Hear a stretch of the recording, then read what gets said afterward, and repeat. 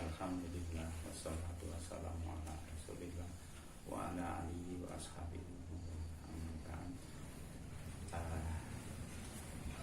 Bapak Ibu yang saya hormati, anak-anak dari KKRI Wangsong Semarang yang sangat saya hormati dan saya cintai. Pertama, kami haturkan rasa syukur kehadirat Allah Subhanahu wa Ta'ala. Alhamdulillah kita masih dalam keadaan sehat. Kedua kalinya selawat serta salam semoga tetap ditampung beliau Rasulullah Sallallahu Alaihi Wasallam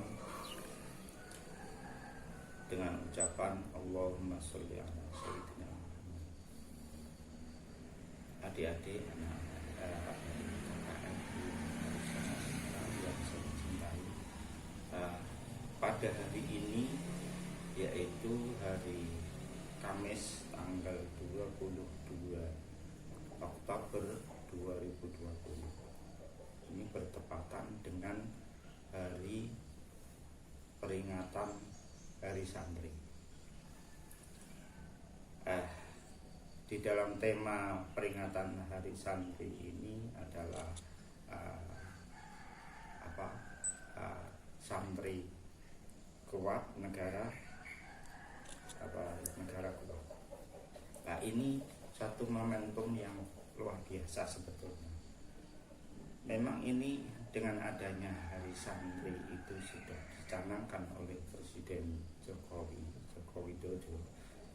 Itu adalah untuk menguak sejarah yang silam, yang terpendam, seakan-akan akan dihilangkan pada waktu itu. Sejarah kenyataan berdirinya negara Republik Indonesia ini adalah juga dari perjuangan para santri-santri Jawa Timur, yaitu santri dari Nahdlatul Ulama, dari Mbah Kiai Hasyim Asy'ari dari Tebu Ireng Jombang. Itu memang kenyataannya demikian. Jadi kenapa 22 Oktober kok tidak pada bulan-bulan yang lain? Karena pada waktu tanggal itu 28 Oktober dimulai suatu pergerakan nasional dari seluruh Indonesia untuk mengusir penjajah. Itu dimulai 22 Oktober. Kemudian puncaknya itu pada tanggal 28 Oktober 1928.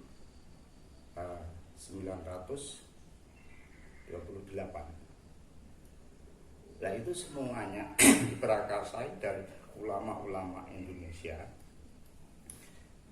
Kemarin juga saya pernah diceritani atau diberitahu oleh panjenenganipun Abah Habib Lutfi bahwa dari keluarganya, dari mbahnya yang dari Cirebon itu seusia pada waktu itu Mbah Kiai Haji Hasyim Asy'ari.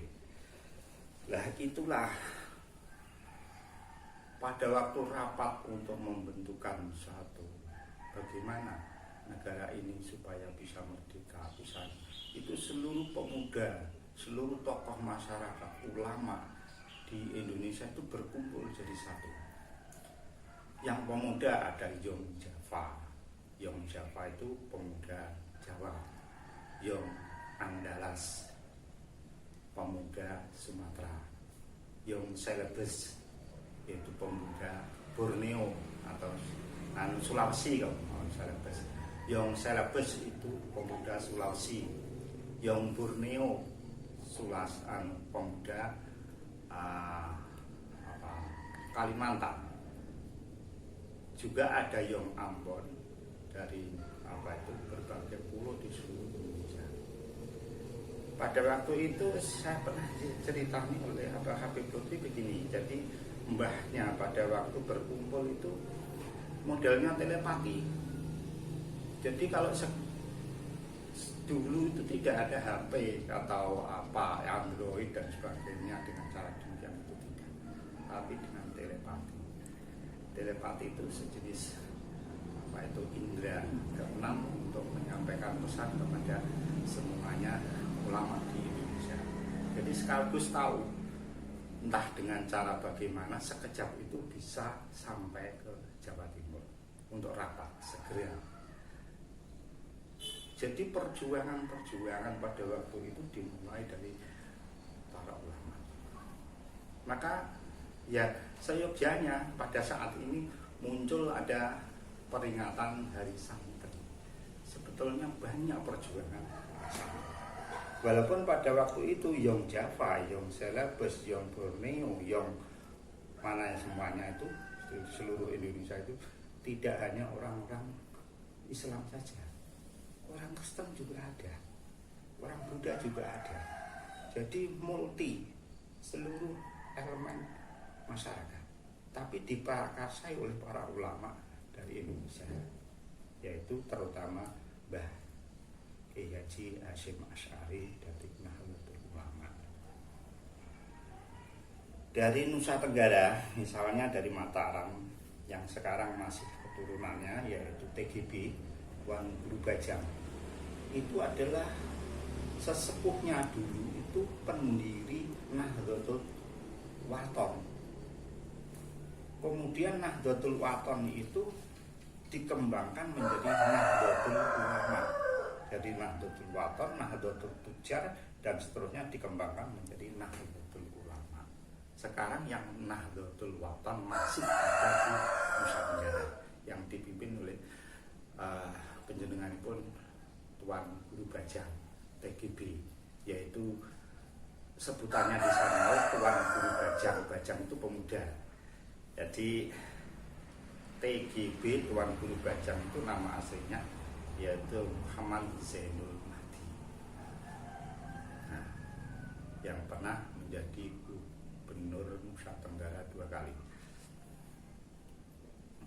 Nah, dari perjuangan-perjuangan itu yang kokoh untuk memperjuangkan kemerdekaan Republik Indonesia ini memang kebanyakan dari para santri. Ya, santri di sini kalau menurut dari Mbah Rembang, siapa Mbah?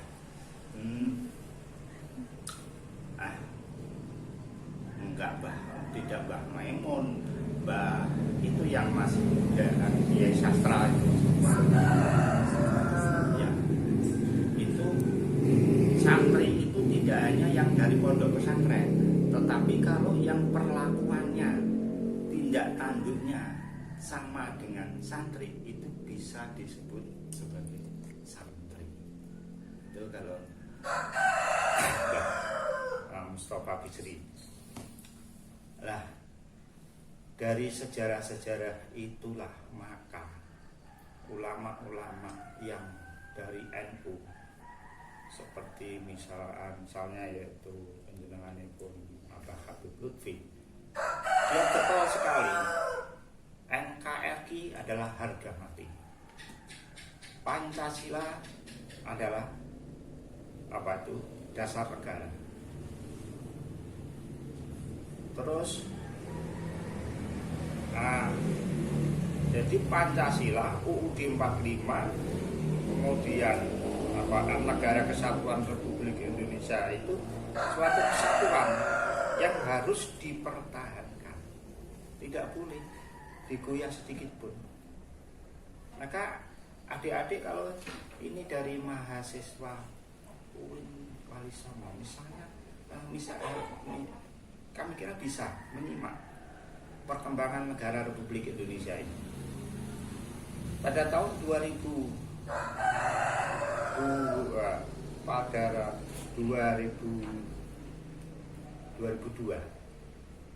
ada amandemen UUD 45 itu. Sebetulnya itu tidak perlu. Itu adalah permulaan untuk, kalau saya pikir secara pribadi, tidak walaupun saya sebagai orang desa, amandemen 2002 untuk mengubah Undang-Undang Dasar 45 sehingga menjadi seperti ini, tidak ada haluan negara, tidak ada tap MPR yang digunakan. Itu karena MPR tidak ada. Itu satu cara untuk mengubah negara ini tidak menjadi negara kesatuan Republik Indonesia. Karena apa? Karena antara UUD 45, Pancasila, dan Negara Kesatuan Republik Indonesia itu adalah satu kesatuan yang tidak bisa dipisahkan. Karena itu sudah semboyan mulai dari 1 Juni pada rapat PPKI, BPUPKI 1 Juni yang dipimpin oleh Rajiman Widyadiningrat.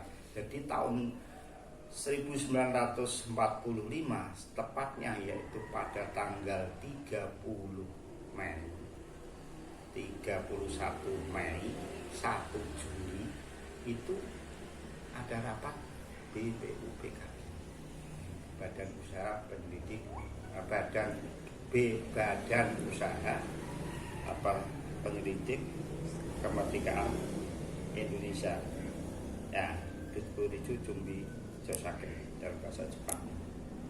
Nah, itu tonggak sejarah yang pertama. Di dalam tahun 2, yaitu 18 Agustus 1945 itu sudah ditetapkan dengan setelahnya merdeka, maka itu ada suatu kekuatan hukum konstitusional, kekuatan hukum yang kuat, bahwa NKRI, Pancasila, Undang-Undang Dasar 45 itu adalah satu kesatuan yang tidak bisa dipisahkan. Kalau dipisahkan negara ini bubar. Itu. Tapi tahun 2002 malah diubah menjadi yang tidak sesuai dengan itu. Maka dengan itu adalah permulaan untuk menggantikan Undang-Undang Dasar 45 ini menjadi kemauannya sendiri. Kalau itu sudah dibuka pada tahun 2002, ini pemikiran saya. Maka kemarin ada salah satu partai yang mengajukan ada Trisila, Ekasila. Itu adalah sebetulnya adalah gagasannya Bung Karno pada waktu sidang BPUPKI, tapi tidak disetujui oleh forum sidang, akhirnya menjadi Pancasila. Itu sudah suatu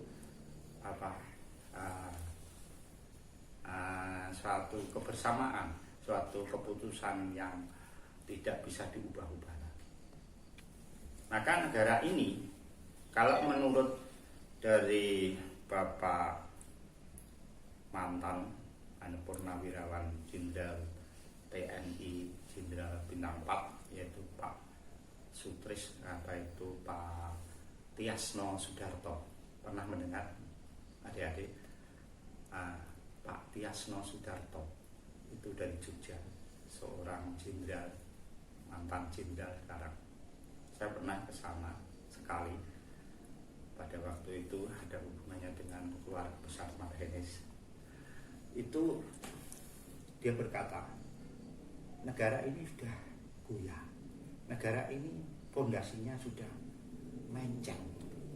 Kalau tidak dijejekkan, artinya diluruskan lagi, maka negara ini sebentar lagi akan ambruk. Itu kata Pak Tiasno pada waktu itu. Saya pikir yang mana? Jebul perjalanan sejarah ini seperti ini, seperti terjadi ada Trisila, ada Ekasila yang menuju pada penghamburan Pancasila tidak sesuai pada 18 Agustus 45. Ini. Nah, makanya para ulama NU, tokoh-tokoh Nahdlatul Ulama yang beneran seperti panjenenganipun Abah Habib Lutfi, NKRI adalah harga mati. Pancasila tidak boleh diubah. Undang-Undang Dasar 45 tidak boleh diubah.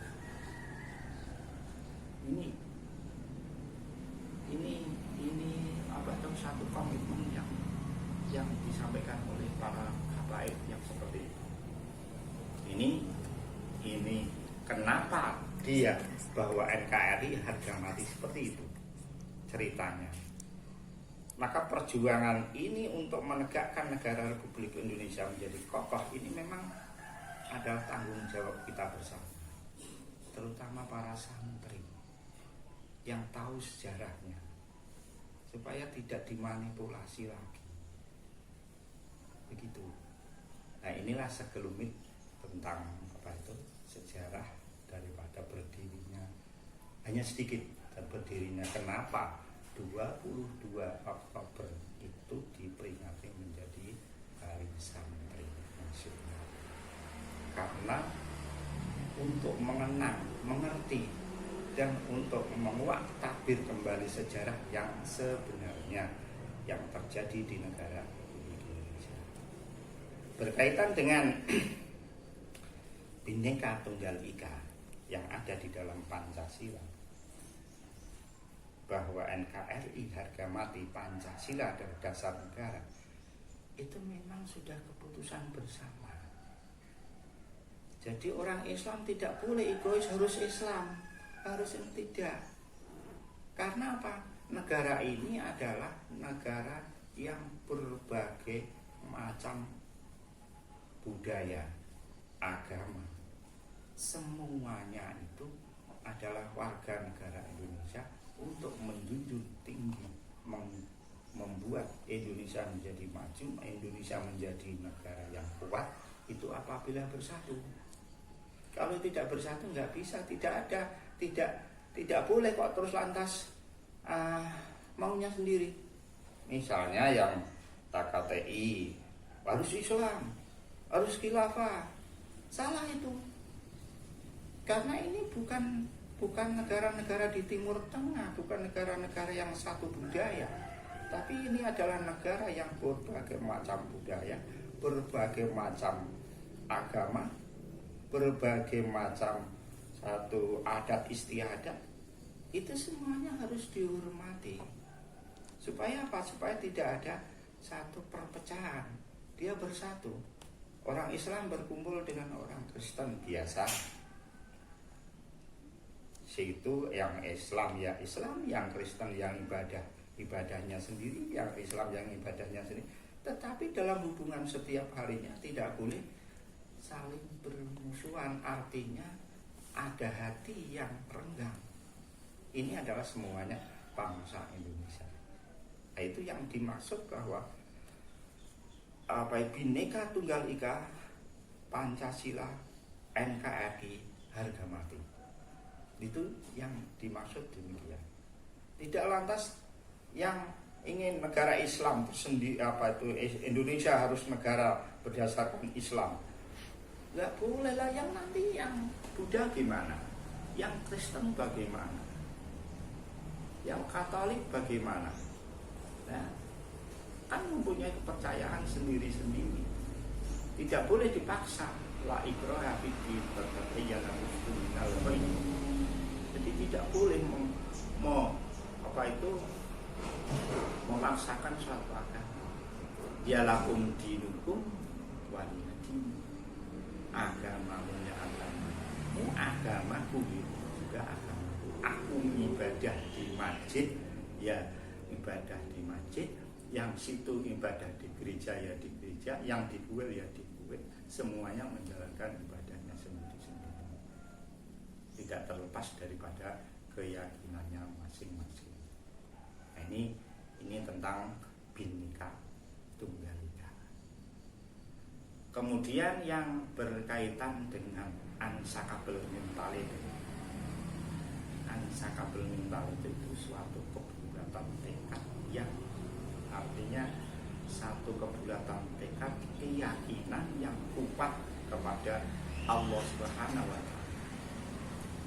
Kita sebagai santri, sebagai orang muslim, bahkan sebagai bangsa Indonesia ini, karena bangsa yang beragama, itu sebetulnya mempunyai satu kekuatan mental yang kuat, ansakabel mental, yaitu keimanan percaya adanya Allah Subhanahu wa Ta'ala, percaya kekuasaannya Allah, semuanya adalah di tangan Allah, tidak terlepas dari kekuasaan Allah.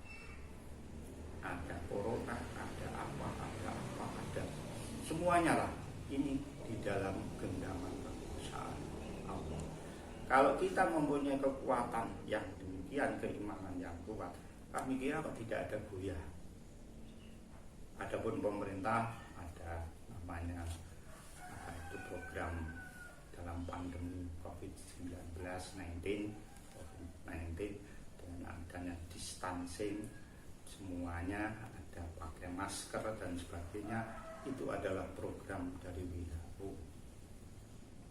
Sebetulnya disaring itu ada politik atau tidak untuk menghancurkan negara-negara lain, untuk tujuan ekonomi tersendiri atau tidak. Kalau kita mempunyai unshakeable mentality, bangsa yang mempunyai kekuatan iman yang kuat, ya aturan pemerintah juga aturan pemerintah, pasar juga masih dibuka, sekolah dibuka, semuanya masih dibuka.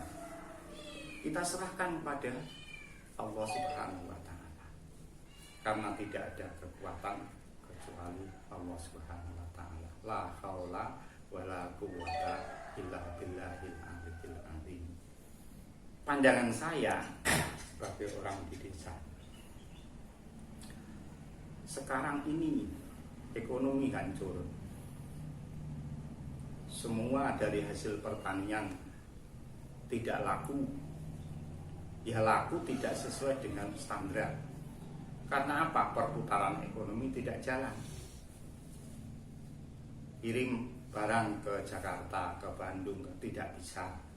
Kemudian pasar internasional juga tidak bisa dibuka. Perdagangan hasil pertanian yang lain, misalnya beras, hancur petani karena harga beras sangat rendah sekali. Bakulnya tidak ada. Kemudian untuk ketela, ubi, yaitu padi, juga demikian sama, sehingga hasil petani sangat hancur. Itu di bidang ekonomi pertanian, sekelumit ekonomi pertanian.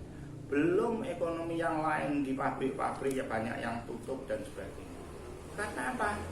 Karena ini kebijakan yang bingung, kebijakan yang ikut-ikutan. Nah, kalau saya yang berada dari desa, ya ikuti aturan-aturan, ada distancing, ada pakai masker, ada sebagainya dan sebagainya, itu kita ikuti. Tapi pasar dibuka, sekolah dibuka, pengajian dibuka, nggak semuanya ditutup. Suatu contoh lagi misalnya Jumatan ditutup. Nah ini tidak sesuai sekali dengan ajaran-ajaran Rasulullah. Rasulullah mengajarkan bahwa orang sholat itu adalah harus berdempetan.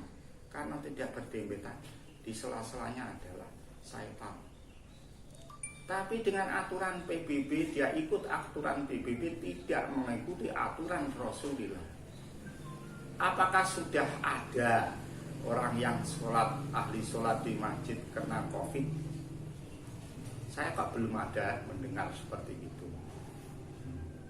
Inilah satu contoh-contoh yang kebijakan yang bingung. Kebijakan bingung, bukan kebijakan yang kebijakan yang pas. Nah ini sekelumit yang saya sampaikan kepada adik-adik di KKN kelompok berapa ini? 11 kelompok 11 yang berada di Desa Tanjurjo, yaitu tepatnya di RT 18 RW 5 di Desa Tanjurjo, Kecamatan Margoreso, Kabupaten Pati. Demikian, kurang lebihnya mohon maaf. Memang kurang dan itu itu kesalahan itu adalah dari saya sendiri, yang sebenarnya kebenaran dan kebaikan itu dari Allah Subhanahu wa Ta'ala. Akhirnya bahwa mu'afiq wa aqwamit thoriq. Wassalamualaikum warahmatullahi wabarakatuh.